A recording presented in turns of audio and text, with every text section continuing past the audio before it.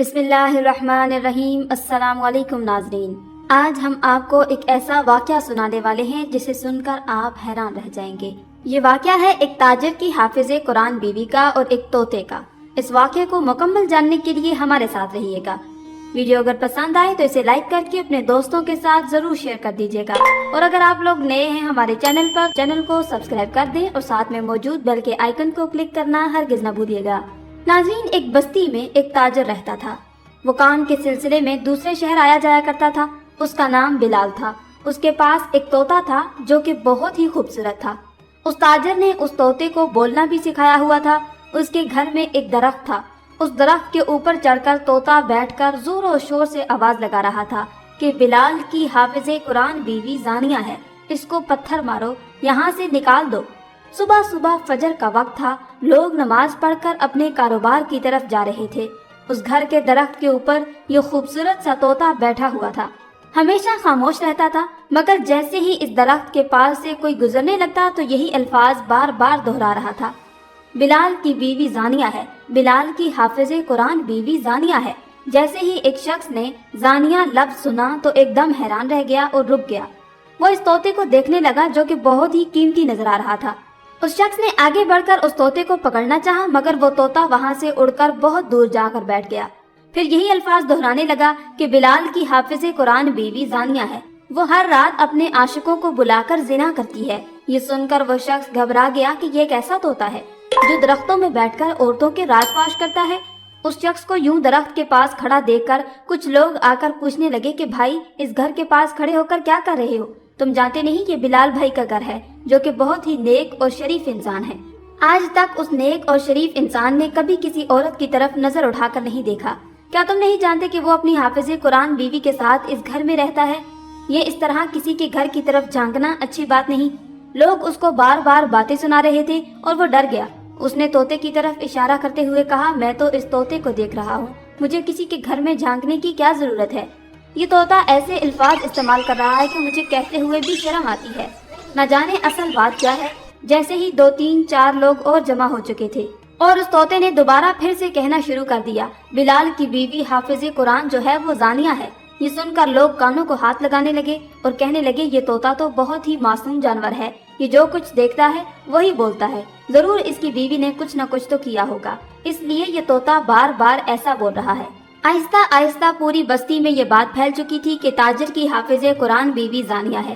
لوگ اب اس کے گھر سے دور رہنا شروع ہو گئے۔ تمام مردوں نے اپنی عورتوں کو اس گھر میں جانے سے منع کر دیا، کیونکہ اکثر عورتیں اس کے پاس دین سیکھنے کے لیے جایا کرتی تھی۔ اب بستی کی کوئی بھی عورت اس کے پاس نہیں آیا کرتی تھی۔ وہ اس بات کو لے کر بہت زیادہ پریشان تھی۔ آخر میرے پاس یہ عورتیں قرآن سیکھنے کیوں نہیں آ رہی؟ اور کوئی اس عورت پر شک کرنے لگا۔ صبح روزانہ وہ طوطا اس درخت پر بیٹھ کر یہی الفاظ دہراتا رہتا تھا، اور سارا دن وہ طوطا کہاں ہوتا کسی کو کوئی خبر نہیں تھی۔ اب لوگ اس طرح کہنے لگے کہ یہ عورت ہی بد کردار ہے، یہ کردار کی کچی ہے، اس لیے تو اس کا شوہر اس کو چھوڑ کر چلا گیا۔ بہت ہی نیک انسان تھا، تجارت کرنے کے لیے گھر سے نکلا مگر واپس پلٹ کر گھر نہیں آیا۔ لوگ طرح طرح کی باتیں اس عورت کو سنانے لگے۔ اکثر لوگ اس کے گھر کی دیوار کے پاس کھڑے ہو جایا کرتے تھے اور باتیں کیا کرتے تھے۔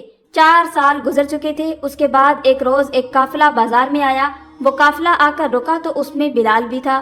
4 سال بعد وہ اپنے گھر واپس لوٹ رہا تھا۔ لوگوں نے اس کو دیکھا تو دیکھتے ہی پہچان لیا اور اس سے ملنے لگے۔ کچھ لوگوں نے تو اس کو طنز کرنا شروع کر دیا کہ کہاں رہ گئے تھے، اپنے گھر کی کچھ ہوش ہے یا نہیں؟ تمہارے گھر میں تمہارے پیچھے کیا ہو رہا ہے؟ کچھ خیال تو ہوتا۔ اگر اتنے لمبے عرصے کے لیے جانا تھا تو اپنی بیوی کو ہی ساتھ لے جاتے۔ یوں بڑے بازار میں اپنی بیوی کا نام لوگوں کے منہ سے سن کر اس کو غصہ آ رہا تھا، لیکن پھر بھی وہ خاموش رہا۔ اس نے اپنی بیوی کے لیے بہت کچھ خریدا تھا، لیکن جیسے ہی اپنے گھر میں داخل ہوا، آگے کا منظر دیکھ کر وہ حیران رہ گیا۔ وہ سارے تحفے جو کہ اپنی بیوی کے لیے لایا تھا اس کے ہاتھوں سے چھوٹ کر زمین پر گر چکے تھے، اور جب اس طوطے نے اس کو دیکھا تو تب وہ اپنی زبان سے یہی الفاظ دہرا رہا تھا۔ ساری حقیقت کھل کر سامنے آ چکی تھی۔ اس کا شوہر بہت ہی نیک اور شریف انسان تھا، وہ ایک با اخلاق شوہر تھا۔ جب اس نے طوطے کے منہ سے اپنی بیوی کی حقیقت سنی، اس سے برداشت نہ ہوا۔ وہ کہنے لگا کہ اب اس کا فیصلہ تو مسجد کے مولوی صاحب ہی کر سکتے ہیں۔ تم نے میرے ساتھ اچھا نہیں کیا، میں نے تم پر بہت اعتماد کیا تھا۔ میں سمجھتا تھا کہ میری بہت ہی نیک اور حافظ قرآن بیوی ہے، امانت میں کبھی خیانت نہیں کرے گی، لیکن تم نے بتا دیا کہ تم بھروسے کے قابل نہیں ہو۔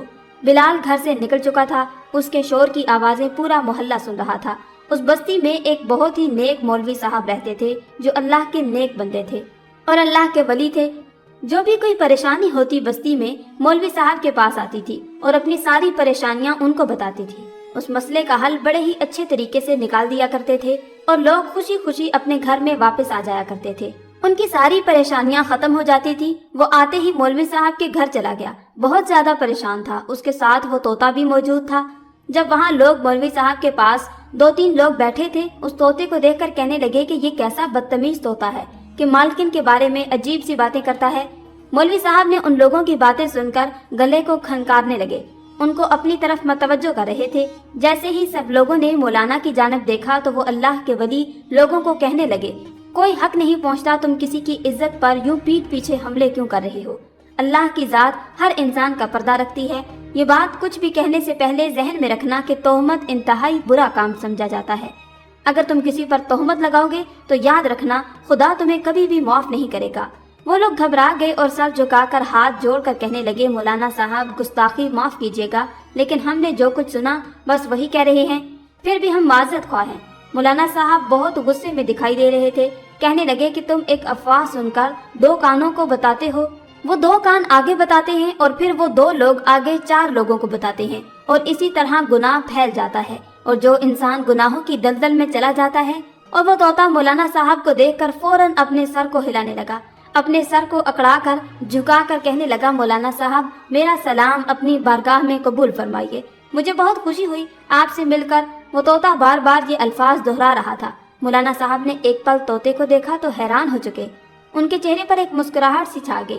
اپنا ہاتھ آگے بڑھایا تو وہ طوطا اڑتا ہوا مولانا صاحب کے ہاتھ پر آ کر بیٹھ گیا، بار بار اپنی چونچ سے ان کے ہاتھ کو چوم رہا تھا۔ مولانا صاحب مسکرا کر اس طوطے کی ذہانت دیکھ رہے تھے۔ آج سے پہلے کسی بھی طوطے کو انہوں نے اتنا زیادہ بولتے ہوئے نہیں دیکھا تھا۔ مولانا صاحب اس طوطے کی باتوں میں اس قدر کھو گئے کہ ان کے سامنے کھڑا شخص جو تھا وہ بھول چکے تھے۔ ایک دم ان کی نظر سامنے شخص پر پڑی تو فرمانے لگے، بتاؤ کس لیے آئے ہو؟ تمہارا یہ طوطا بہت خوبصورت ہے، اگر میں تم سے یہ طوطا خریدنا چاہوں تو مجھ سے کتنی قیمت لوگے؟ وہ شخص شاید ان کے پاس اپنا مسئلہ لے کر ان کی خدمت میں آیا تھا۔ جب اس نے طوطے کی خریداری کی بات سنی تو اگلے ہی پل گہری سانس خارج کر کے سر جھکا کر کہنے لگا، اے اللہ کے ولی، ایسے کئی طوطے آپ پر قربان، یہ میرا پالا ہوا طوطا ہے، اسے ہمیشہ اپنے ساتھ رکھتا ہوں، اپنے سائے کی طرح رکھتا ہوں، میں ہر بات اسے بتاتا ہوں، لیکن جس مسئلے کو لے کر آپ کے پاس آیا ہوں بس یہی دعا ہے کہ وہ مسئلہ آپ تک پہنچا سکوں۔ جو منظر میں نے دیکھا اس کو دیکھ کر یہ بات میری غیرت پر آتی ہے، میں اپنا دل بھرتا ہوا محسوس کرتا ہوں۔ مولانا صاحب اور وہاں موجود سبھی لوگ اس شخص کو دیکھنے لگے تھے جو انتہائی غصے میں اور اندر سے ٹوٹا ہوا محسوس ہو رہا تھا۔ مولانا صاحب اس سے کہنے لگے کہ کیا بات ہے، تم اپنی مصیبت ہم سے بیان کرو، کیا ہوا ہے تمہارے ساتھ؟ وہ شخص کہنے لگا کہ میں کاروبار کے سلسلے میں دوسرے شہر آتا جاتا رہتا ہوں، لیکن اس مرتبہ واپسی میں اتنی دیر ہو گئی کہ 4 سال گزر گئے۔ میں ایک عام سی شکل و صورت کا مالک تھا، جبکہ میری ماں نے میری شادی جس سے کروائی وہ بے حد حسین لڑکی تھی، وہ ایک حافظ قرآن تھی۔ ایک پل تو مجھے حیرت ہوئی کہ جب میں پہلی بار اپنے کمرے میں گیا اور اپنی بیوی کو دلہن بنے دیکھا، اسے دیکھ کر گھبرا سا گیا۔ بجائے اپنی دلہن کے کمرے میں جانے کے میں باہر نکل آیا اور اپنی ماں سے کہنے لگا کہ والدہ، آپ نے میری شادی اتنی حسین لڑکی سے کیوں کروا دی؟ میری اس بات پر میری والدہ گھبرا گئی اور کہنے لگی، کیا ہوا ہے؟ اس میں پریشان ہونے والی کون سی بات ہے؟ تمہیں تو خوش ہونا چاہیے کہ تمہاری قسمت میں اتنی حسین لڑکی لکھی گئی ہے۔ لیکن جب میں نے ایک نظر اپنے آپ کو آئینے میں دیکھا تو پھر کہنے لگا کہ والدہ، میں تو عام سی شکل و صورت کا مالک ہوں، جب یہ لڑکی مجھے کوئی آسمان سے اتری ہوئی حور لگتی ہے، پھر اس کے گھر والوں نے میرے ساتھ اس کی شادی کیوں کی؟ میری والدہ کہنے لگی، اگر تمہیں اتنی حسین لڑکی مل گئی ہے تو اس کی قدر کرو، تم کھرا سونا ہو سونا، اچھا کماتے ہو، گھر سنبھالتے ہو، یہی وجہ ہے کہ لڑکی والوں نے تمہیں پسند کر لیا۔ سب کچھ ظاہری شکل و صورت نہیں ہوتی، بلکہ اصلی خوبصورتی تو باطنی ہوتی ہے جو انسان کو بہت متاثر کرتی ہے۔ میری ماں کی بات سن کر مجھے تھوڑی بہت تسلی ہو گئی تھی، لیکن پھر بھی کچھ باتیں ایسی تھی جو میرے دل میں وسوسے پیدا کر رہی تھی۔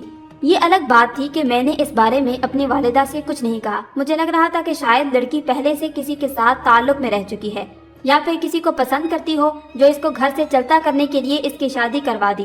یہ ساری باتیں میرے دماغ میں آنے لگی تو میرا دل کھٹا سا ہو گیا۔ اپنی بیوی کا سارا حسن مجھے پھیکا لگنے لگا، جیسے چاند پر دھبا نظر آ جائے تو چاند چاند نہیں رہتا۔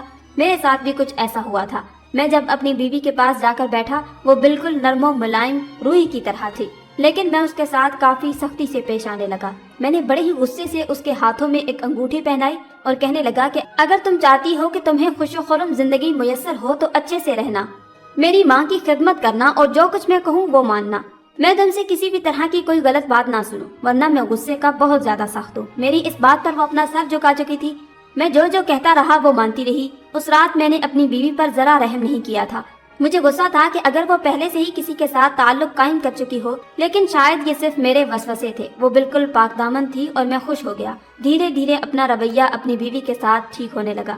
میرا یہ طوطا میری دکان پر ہی پنجرے میں بند رہتا تھا۔ سارا دن گاہک وہاں پر آ کر اس سے بات چیت کرتے اور خوش ہوا کرتے تھے۔ اس طوطے کو کبھی بھی میں گھر میں نہیں لایا تھا۔ وہ میرا ایک پکا دوست بن چکا تھا۔ اب کاروبار کے سلسلے میں مجھے دوسرے ملک جانا پڑ گیا تھا۔ ہفتوں کا سفر تھا اور کٹھن تھا۔ میں اپنی بیوی کو ساتھ نہیں لے کر جا سکتا تھا۔ اسی دوران میری والدہ بھی انتقال کر گئیں۔ میری بیوی ہر وقت سجی سنوری رہتی تھی۔ جب سے میری بیوی اس گھر میں آئی تھی، آس پڑوس کے لوگ دیواروں سے جھانک کر ہمارے گھر میں دیکھنے لگے تھے۔ شاید میری بیوی کا ایک نظر دیدار کرنا چاہتے تھے۔ مجھے اس بات پر بہت زیادہ غصہ آتا تھا۔ کتنے ہی لوگوں کے ساتھ میں لڑائی جھگڑا کر چکا تھا، لیکن میری بیوی پردے دار تھی، حافظ قرآن تھی۔ وہ ہر وقت قرآن پاک کی تلاوت کرتی رہتی۔ میں نے اس کو کبھی صحن میں گھومتے ہوئے نہیں دیکھا تھا، اس لیے مجھے اس پر اعتبار تھا۔ جب میں کاروبار کے سلسلے میں جانے لگا تو اپنے طوطے کو اپنے گھر چھوڑ گیا، کہہ کر گیا کہ میرے پیچھے سے گھر کا دھیان رکھنا، میری بیوی پر نظر رکھنا، اور کوئی بھی دیوار پھلانگ کر گھر آنے کی کوشش کرے یا کسی بھی قسم کا کوئی حملہ کرے تو شور مچا دینا، تاکہ جلد از جلد لوگ کوئی نہ کوئی رد عمل کر سکے۔ میرا طوطا بہت وفادار تھا، کہنے لگا کہ ٹھیک ہے بھائی، تم جیسا کہو گے ویسا ہی ہوگا، میں آپ کی بیوی کا خیال رکھوں گا۔ بیوی کو چھوڑ کر میں چلا گیا اور یوں وقت بڑی تیزی سے گزرنے لگا، یہاں تک کہ 4 سال مکمل ہو گئے۔ اور پھر جب میں گھر واپس لوٹا تو جو منظر میں نے دیکھا، اتنا کہہ کر وہ شخص خاموش ہو گیا۔ اس کا چہرہ تو ابھی غصے سے لال ہو گیا تھا۔ نہ جانے اس نے ایسا کون سا منظر دیکھا تھا، جو اس نے دیکھا ہوگا تو اس پر کیا بیتی ہوگی۔ وہ اس قدر بھپرا ہوا دکھائی دینے لگا تھا کہ جو اس نے منظر اپنی آنکھوں سے دیکھا ہوگا تب اس کا کیا حال ہوا ہوگا۔ مولانا صاحب نے جب اسے خاموش دیکھا تو اس سے سوال کرنے لگے، تم نے ایسا کیا دیکھ لیا؟ لیکن اس شخص نے گہری سانس خارج کر کے کہا، اصل بات یہ ہے کہ میری بیوی اس وقت کمرے میں بالکل بے حجاب موجود تھی، بستر پر لیٹی سسکیاں اور آہیں بھر رہی تھی۔ اپنے وجود پر لپیٹا ہوا کپڑا اس نے اتار رکھا تھا، لیکن جیسے ہی دروازے کی آواز آئی تو فوراً اپنا وجود لپیٹنے لگی۔ جب وہ منظر میں نے دیکھا میرے لیے حیران کن تھا۔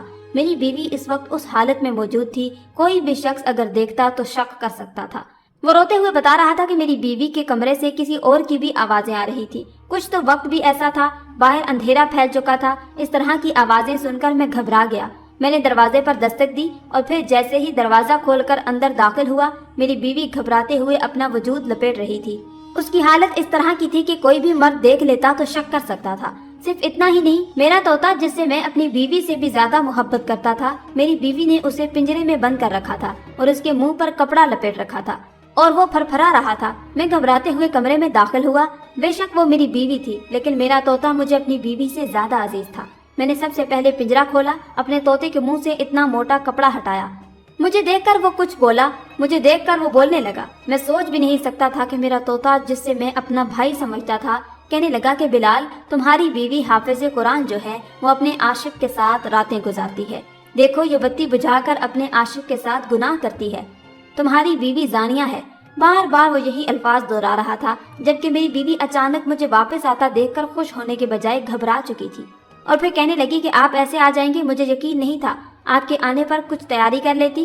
وہ جلدی سے اٹھی لیکن لڑکھڑا کر چل رہی تھی۔ اس کا وجود بھیگا ہوا تھا۔ اس سے پہلے کہ وہ میرے قریب آتی، میں نے اسے تھپڑ مار دیا۔ کہنے لگا کہ یہ سب کچھ کیا ہے، کون تھا اس کمرے میں؟ میں پاگلوں کی طرح پورے کمرے کو ٹٹولنے لگا، سامان اٹھا اٹھا کر پھینکنے لگا۔ میں اس شخص کو ڈھونڈنا چاہتا تھا جو اس کمرے میں موجود تھا۔ مجھے تو اپنی بیوی پر پہلے سے ہی شک تھا۔ میرے جانے کے بعد اس نے میرا انتظار بھی نہ کیا اور اپنے عاشق کے ساتھ اپنی ہوس کو پورا کرتی رہی۔ اتنا کہہ کر وہ شخص اپنا سر جھکا چکا تھا۔ مولانا صاحب اس کی بات سن کر حیران تھے۔ اتنا کم تھا کہ مولانا کے ہاتھ پر بیٹھا طوطا کبھی مولانا کو دیکھتا، کبھی سامنے کھڑے اپنے مالک بلال کو دیکھتا۔ مولانا نے طوطے کو دیکھا اور کہا کہ تمہارا مالک کیا کہہ رہا ہے؟ تم نے اس کمرے میں کیا دیکھا؟ کیا تم جھوٹ بول رہے ہو؟ تبھی وہ فر بولنے لگا اور کہنے لگا، مولانا صاحب آپ پر میری جان قربان، میری پوری زندگی آپ کے قدموں میں گزر جائے، میں آپ کا وفادار ہوں۔ مولانا حیران تھے کہ ایک طوطا بھلا ایسی باتیں کیسے کر سکتا تھا۔ तोते सिर्फ वही बोलते हैं जो उन्हें सिखाया जाता है, लेकिन ये तोता इस कदर शातिर और बुरी नीयत रखने वाला था कि खुद से ही इसको कुछ बोलता चला जा रहा था। बिलाशुबा ये कोई आम तोता नहीं था, बल्कि वहाँ पर बैठे हुए तमाम लोगों को शक होने लगा कि जरूर इस पर जिन्नात का साया है, इसलिए तो इस तरह की बातें कर रहा है, क्योंकि एक परिंदा कोई भी यूं साफ जुबान में नहीं बोल सकता। मौलाना को भी परिंदा वही सब कुछ बताने लगा जो अभी तक बिलाल बैठकर बता रहा था। मौलाना ने एक गहरी सांस ली और कहने लगे कि तुम्हें कोई हक नहीं पहुंचता कि तुम 4 साल के अरसे के बाद आओ और अपने घर से इतना दूर रहो। तुम्हारा इरादा दूर रहने का था तो अपनी बीवी को साथ लेकर जाते। बहरहाल अब हकीकत क्या है सामने लानी पड़ेगी, देखना पड़ेगा कि सच क्या है और तुम्हारी बीवी तुम्हारी अमानत में खयानत करती है या फिर सरासर ये एक गलत फहमी है। ये सब कुछ खुलकर सामने आ जाएगा। वो शख्स सर झुकाए खड़ा था, कहने लगा कि मौलाना साहब बराए मेहरबानी करके मेरे घर का मसला हल कर दीजिए। अगर ये मसला आपने हल कर दिया तो मैं ये तोता आपको तोहफे के तौर पर दे दूंगा। मौलाना साहब मुस्कुराए और फिर उस शख्स से कहने लगे कि ये तोता अब मेरे घर में रहेगा, तुम वापस चले जाओ और जाकर अपनी बीवी के साथ अपना रवैया दुरुस्त रखो। वो शख्स हैरानगी से कहने लगा कि मौलाना साहब मेरा तो उस औरत को देखने को भी जी नहीं चाहता, मेरा बस नहीं चलता इस वक्त उसका गला दबाकर मौत के घाट उतार दूं। वो तो जहन्नमी औरत है और आप कह रहे हैं कि मैं अपनी बीवी के पास रवैया दुरुस्त करूं। मौलाना साहब उसको गहरी नजरों से देख रहे थे, फरमाने लगे मैं जो कह रहा हूँ तुम उस पर अमल करो, हकीकत बहुत जल्द खुलकर सामने आ जाएगी। तुम जाओ अपनी बीवी के साथ अपना रवैया ठीक रखो, अपने इस रवैये से माजरत करो। वो इंतहाई दिल बर्दाश्ता लग रहा था, वो बहुत ज्यादा परेशान लग रहा था, लेकिन मौलाना साहब को हुक्म था इसलिए उसने ये हुक्म मानना था। कहने लगा जो आपका हुक्म सर आंखों पर। वो तोता उड़कर अपने मालिक के कंधे पर बैठने लगा था कि मौलाना साहब ने फौरन उस तोते को पकड़ लिया और वहाँ पर एक पिंजरा ला चुके थे और तोते को उस पिंजरे में बंद कर दिया। वो पिंजरे में मुसलसल चीख रहा था, शोर मचा रहा था, ये कह रहा था कि मुझे बिलाल के साथ जाने दो, मैं बिलाल के साथ जाना चाहता हूँ, मुझे छोड़कर मत जाओ बिलाल। मगर बिलाल वहाँ से जा चुका था। वो तोता कुछ बोल रहा था। मौलाना साहब ने सोच लिया था कि वो आज रात बिलाल के घर जाएंगे और देखेंगे कि इस घर में क्या होता है। तोता जो कुछ बता रहा था वो आधा सच था या मुकम्मल सच था, अब वो बहुत जल्द खुलकर सामने आने वाला था। मौलाना साहब भेस बदल कर उसके घर की तरफ जाने लगे थे। उस घर के बारे में बिलाल ने निशानदेही की थी, वो एक एक लफ्ज मौलाना साहब के जहन में नक्श हो चुका था। जब वो तोता बिल्कुल बोलना बंद नहीं कर रहा था, ज्यादा शोर मचाता रहा, मौलाना उस तोते को अपने घर ले गए और जाकर बीवी को दिया और कहने लगे कि इसको मेरे कमरे में रख दी।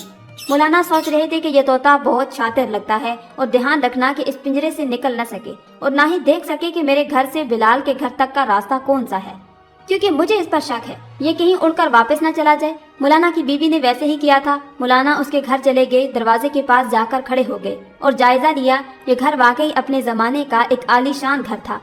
साफ जाहिर था कि इस ताजर ने अपनी कमाई का एक बहुत बड़ा हिस्सा इस घर में लगा दिया था। मौलाना साहब वो आस पास देखने लगे, फिर उन्होंने दीवार फलांग कर घर के अंदर जाना ही मुनासिब समझा। वो जो कुछ करने वाले थे वो जानते थे कि मियाँ बीवी की बातें सुनना या किसी के घर में इस तरह आना बिल्कुल गलत बात है और ये एक गुनाह के जुमरे में आता है। मगर उनके लिए एक ताजर की बात सुनकर इन दोनों मियाँ बीवी के दरमियान फैसला सुनाना सही नहीं था। उन्हें इस ताजर की बीवी की हकीकत जाननी थी। दीवार फलांग कर अंदर दाखिल हो चुके थे। घर में बिल्कुल खामोशी थी, ऐसा लग रहा था जैसे घर में कोई मौजूद ना हो। लेकिन फिर अचानक सरगोशी की आवाज आई। ये बिलाल था, शायद अपनी बीवी से बातें कर रहा था। वो इन दोनों मियाँ बीवी की बातें कान लगाकर सुनते रहे, क्योंकि दरवाजे में खिड़की मौजूद थी और खिड़की के अंदर एक दरार बनी हुई थी जिससे बासानी अंदर देखा जा सकता था और आवाज भी सुनाई दी जा सकती थी। उन्होंने दोनों मियाँ बीवी की बातें सुनी। इससे पहले कि किसी को शक होता कि इस घर में कोई तीसरा इंसान मौजूद है, मौलाना साहब वापस अपने घर आ गए। सुबह हुई। मौलाना साहब फजर की नमाज अदा करके अपने घर से बाहर बैठे हुए थे, कुरान पाक की तिलावत कर रहे थे। वह शख्स हाजिर हुआ और कहने लगा, मौलाना साहब आपके कहने पर मैंने अपनी बीवी से अपना रवैया दुरुस्त किया और उसको यही महसूस करवाया कि मुझे गलतफहमी हो गई थी और मैंने उसकी हर खता को माफ कर दिया है। ये सुनकर मौलाना ने हल्का सा सर हिलाया और फिर एक 80 साला बुजुर्ग वहाँ पर आए। जिस तरह के कपड़े उसने पहने हुए थे वो बुजुर्ग देखने में बड़े अजीब लग रहे थे। बिलाल ने अचानक मुड़कर उसको देखा और पूछने लगा कि मौलाना साहब ये कौन है। मौलाना साहब ने बताया, ये परिंदों के माहिर तबीब हैं। ये परिंदों की जुबान हर अमराज को समझते हैं, इनके जहन में क्या चल रहा है हर चीज को समझते हैं। दरअसल इनको स्पेशल तुम्हारे तोते के लिए बुलाया गया है ताकि हकीकत को अच्छी तरह जान सकूं। फिर बिलाल ने कहा कि मौलाना साहब मैं क्या करूं, मुझे कैसे पता चलेगा कि मेरी बीवी का आशिक कौन है जिसके साथ उसके गलत ताल्लुकात हैं। इतने में मौलाना साहब की बीवी उस तोते को लेकर आई और उस तोते के ऊपर पिंजरे में उसको बंद किया हुआ था और उसके ऊपर एक कपड़ा था। जैसे ही कपड़ा हटाया तो उस तोते ने बोलना शुरू कर दिया। کہنے لگا کہ بلال کی بیوی بہت ہی گندی اور بدکردار ہے، ہمیشہ ہر روز اپنے نئے عاشق کے ساتھ رات گزارتی ہے۔ یہ سن کر بلال پھر غصے سے آگ بگولا ہو گیا اور کہنے لگا کہ مولانا صاحب یہ طوطا کیا کہہ رہا ہے؟ میں تو پہلے ہی صرف ایک عاشق کا سن کر گھبرا رہا تھا، میرا طوطا مجھے بتا رہا ہے کہ میری بیوی ہر روز ایک نئے عاشق کے ساتھ رات گزارتی ہے۔ میرا دل کرتا ہے اس عورت کی بوٹیاں بوٹیاں کر کے آوارہ کتوں کو ڈال دو۔ ایک مرتبہ پھر وہ زاروں قطار رونے لگا۔ مولانا صاحب نے اس کو چپ کرنے کا کہا کہ چپ ہو جاؤ۔ مولانا صاحب کے ذہن میں دونوں میاں بیوی کی رات کی باتیں آنے لگی، کیونکہ رات کا منظر کچھ ایسا تھا کہ اس کی بیوی ایک جگہ خاموش گھبرائی ہوئی بیٹھی ہوئی تھی اور وہ اس کو کہہ رہی تھی کہ میں نے تمہاری امانت میں کوئی خیانت نہیں کی، مجھے کوئی سزا مت دینا۔ بلال نے بڑے ہی پیار اور نرم رویے سے اس سے بات کی جس طرح کہ مولانا صاحب نے کہا تھا۔ پھر بلال نے کہا کہ میں تمہاری ساری غلطیوں کو درگزر کرتا ہوں اور فی الحال 4 سال بعد واپس آیا ہوں، اس لیے تمہارے ساتھ وقت گزارنا چاہتا ہوں۔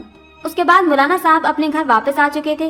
مولانا صاحب بلال کی بیوی کو دیکھ چکے تھے، وہ کس انداز کی مالک ہے۔ مولانا صاحب اس کی بیوی کو بلا کر اس سے بات کرنا چاہتے تھے۔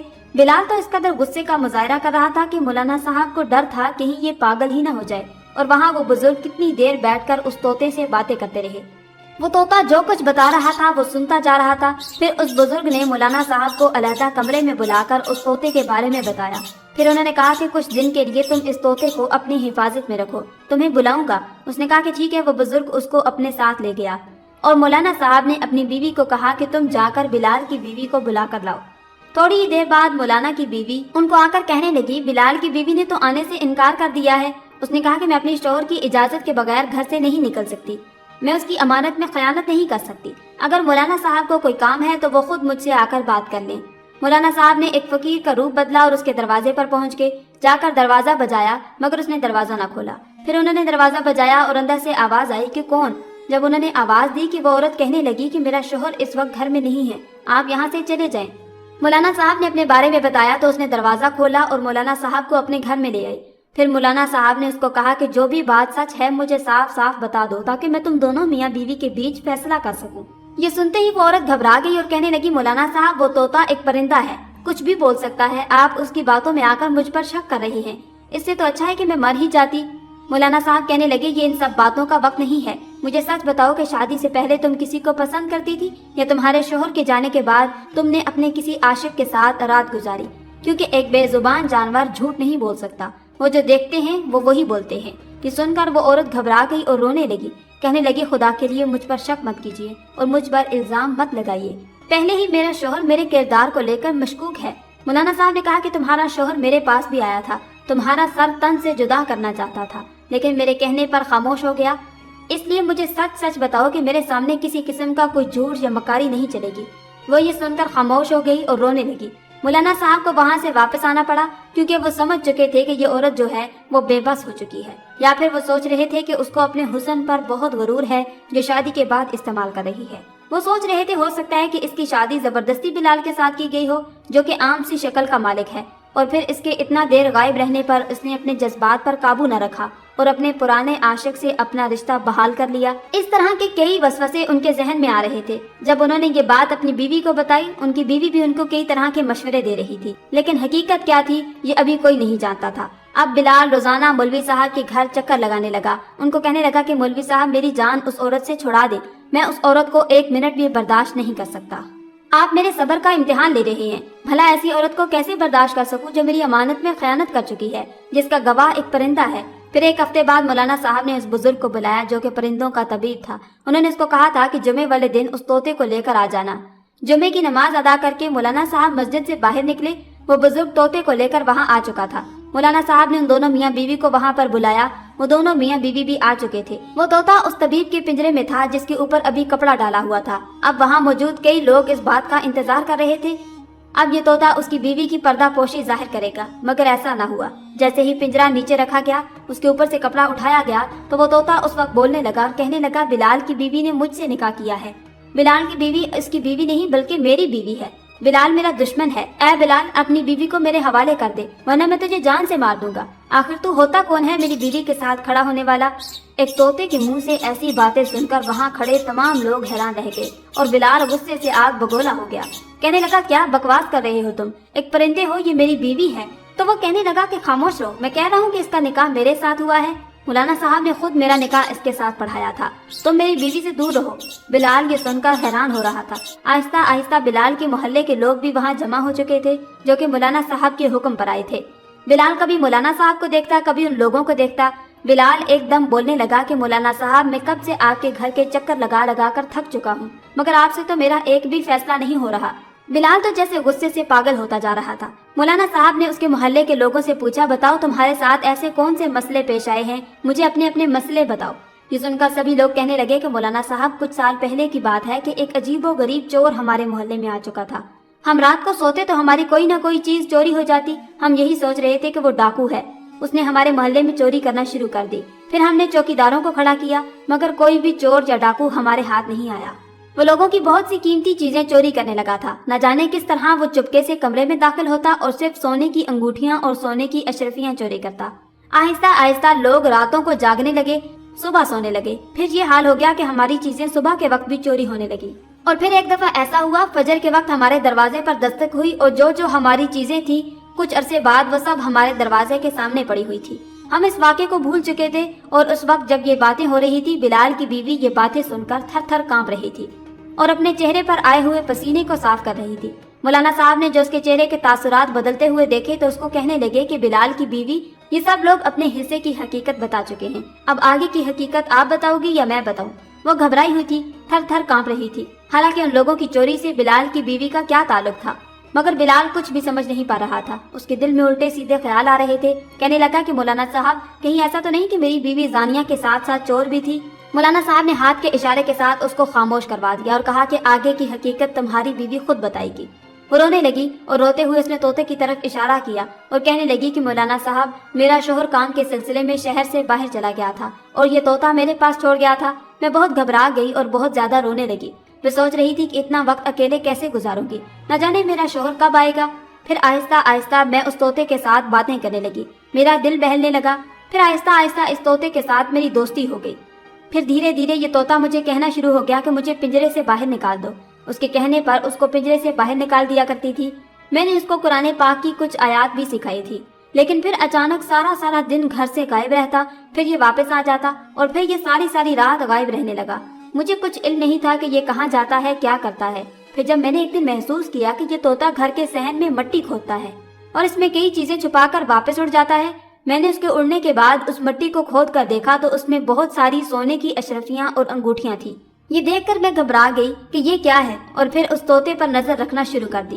میرے سامنے اس کی حقیقت کھل چکی تھی۔ یہ لوگوں کی چیزیں چوری کر کے یہاں پر دفن کر دیتا تھا۔ میں نے اس طوطے کو بہت زیادہ ڈانٹا اور پھر پنجرے میں بند کر دیا اور سزا کے طور پر اس کو کھانا نہیں دیا تھا۔ یہ طوطا اس قدر شاطر ذہن کا تھا، اس نے خود کو پنجرے سے کھول لیا، پھر اڑ کر درخت کے اوپر بیٹھ کر میرے اوپر جملے کسنے لگا۔ لوگوں کو کہتا کہ میں چور ہوں، میرا شوہر تو دوسرے شہر چلا گیا تھا، مگر پھر اس نے مجھے دینار دینے بند کر دیے۔ کچھ دن تو میں اپنا گزارا کرتی رہی، مگر پھر زیادہ مشکل ہو چکی تھی۔ میں نے اپنے ہاتھوں سے مالا بنانی شروع کر دی، ان کو بیچنا شروع کر دیا۔ اس کام کے لیے میں نے ایک غلام رکھا ہوا تھا جو کہ میرے والد صاحب کا ہی بھیجا ہوا تھا۔ وہ بہت ہی شریف انسان تھا۔ دروازے پر آتا، اس کو میں سارا سامان دے دیتی اور پھر جو نفع مجھے ملتا وہ دے کر چلا جاتا۔ اس طرح میں اپنا گزر بسر کر رہی تھی۔ میں نے وہ ساری اشیاء جو اس نے چوری کی تھی لوگوں کے گھروں میں رکھ دی تھی اور ان کو واپس کر دی تھی۔ جب میں لوگوں کی چیزیں رکھ کر واپس آئی تو اس طوطے نے مجھ پر حملہ کر دیا۔ اس نے مجھے اپنی چونچ کے ساتھ اتنا مارا کہ میرا پورا جسم زخمی ہو چکا تھا، میرے جسم پر کٹ کے نشان بن چکے تھے۔ پھر میں نے اس کو باندھ دیا اور پنجرے میں بند کر دیا۔ میرے جسم پر اس طرح کے کٹ کے نشان لگ چکے تھے کہ مجھے بہت زیادہ تکلیف اور جلن ہوتی تھی، اس لیے میں بے لباس ہو کر سویا کرتی تھی۔ کوئی بھی کپڑا میرے وجود کے ساتھ لگتا تو مجھے بہت زیادہ تکلیف ہوتی۔ اس طرح میں درد کے ساتھ کراہتی رہتی اور میرا شوہر نہ جانے کیا سمجھ چکا تھا۔ اب ساری حقیقت کھل کر سامنے آ چکی تھی۔ ساری کی ساری فساد کی جڑ یہ طوطا تھا۔ وہ بزرگ جو کہ پرندوں کا طبیب تھا وہ بھی وہاں موجود تھا۔ بزرگ نے کہا کہ یہ پرندہ ایک اعلیٰ قسم کی ذہنیت رکھتا ہے، یہ بہت ہی شاطر قسم کا طوطا ہے، اس کا مزید انسانوں میں رہنا خطرے سے خالی نہیں ہے، یہ بہت ہی شیطانی دماغ کا طوطا ہے، یہاں تک کہ یہ لوگوں کے گھر اجاڑ سکتا ہے۔ جب یہ ساری حقیقت بلال کے سامنے کھلی تو وہ سر پکڑ کر بیٹھ گیا اور کہنے لگا، میرے لیے یہ سب ماننا بہت ہی مشکل ہے۔ بلال کی بیوی ایک طرف بیٹھی ہوئی رو رہی تھی، اس نے کوئی گناہ نہیں کیا تھا، جو قصور تھا اس طوطے کا تھا۔ بلال نے اپنے طوطے کو پکڑ کر اس کی گردن مروڑ دی اور وہ طوطا وہیں پر تڑپ تڑپ کر مر گیا۔ استغفر اللہ۔ اتنا شاطر طوطا کہ اس نے دونوں میاں بیوی کے درمیان جدائی ڈال دی۔ محترم ناظرین، کبھی بھی اپنے مانوس کردہ جانور اور محبت کرنے والے پرندوں یا جانوروں کے اشاروں پر چل کر اپنی زندگی برباد مت کیا کریں، نہ ہی کسی شخص کو اتنی اہمیت دیں کہ وہ لوگوں کے درمیان پھوٹ ڈلوا سکے۔ بلال اپنی بیوی سے بہت زیادہ شرمندہ تھا۔ اس نے اپنی بیوی سے معافی مانگی، مولانا صاحب کا شکریہ ادا کر کے اپنی بیوی کو اپنے گھر لے کر چلا گیا۔ آخر میں اللہ پاک سے دعا ہے کہ اللہ تعالیٰ ہمارے گھروں کو ہمیشہ سلامت رکھے اور بری نظر اور حسد کرنے والوں کی حسد سے بچائے، آمین یا رب العالمین۔ آج کی ہماری ویڈیو آپ کو کیسی لگی نیچے کامنٹ باکس میں ضرور بتائیے گا۔ ویڈیو اگر پسند آئے تو اسے لائک کر کے اپنے دوستوں کے ساتھ ضرور شیئر کر دیجیے گا۔ آج کی اس ویڈیو میں تھا بس اتنا ہی۔ مزید ویڈیوز حاصل کرنے کے لیے اللہ کی شان چینل کو سبسکرائب کر دیں اور ساتھ میں موجود بیل کے آئیکن کو دبا کر آل پر کلک کر دیں۔ شکریہ۔